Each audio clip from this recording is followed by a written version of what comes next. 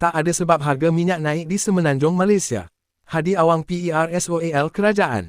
Sebelum kita melangkah jauh, yang belum lagi subscriber, apa kata anda subscriber dan tekan butang loceng untuk notifikasi video selanjutnya? Presiden PAS, Tan Sri Datuk Seri Abdul Hadi Awang menegaskan, tidak ada sebab untuk kerajaan menaikkan harga minyak, walaupun berlaku ketegangan di Asia Barat ketika ini. Menerusi perkongsian di Facebook, beliau menyatakan Malaysia tidak termasuk dalam negara yang disekat oleh Iran di Selat Hormuz. Selain negara ini turut mempunyai sumber minyak dan gas sendiri yang boleh dimanfaatkan.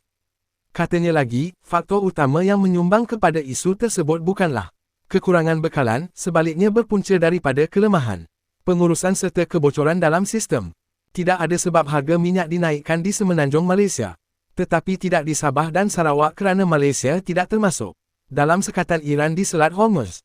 Hal ini disebabkan Iran menghargai ramai rakyat Malaysia yang berani tidak berpihak kepada kerajaan yang masih ketakutan kepada Amerika Syarikat dan Israel, yang nyata penceroboh terhadap negara Islam yang berdaulat bersama Islamnya serta tidak menjadi ancaman kepada dunia kerana benar-benar mengharamkan senjata pemusnah yang melampau. Pada masa yang sama, Malaysia mempunyai telaga minyak dan gas sendiri, serta masih banyak sumber lain yang boleh diselesaikan bersama dalam dunia Islam, khususnya negara jiran yang banyak sumber alamnya yang dikurniakan Allah. Masalah sebenar yang berlaku banyaknya kebocoran dan salah laku dalam pengurusan, ujarnya. Tetapi hari ini individu terbabit, bersikap penakut dan hilang dunianya dengan berperisaikan alasan kenaikan harga minyak bersama AS dan sekutunya yang sebenarnya berpunca daripada sekatan yang dilakukan oleh Iran.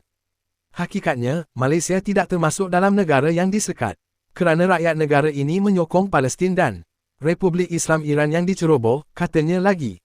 Tun dari Mahathir Mohamad, negarawan negara, pernah memberikan amaran bahawa Melayu dan Bumiputera jangan mudah lupa, termasuk lupa akan janji boleh menurunkan harga minyak dalam sekelip mata, katanya.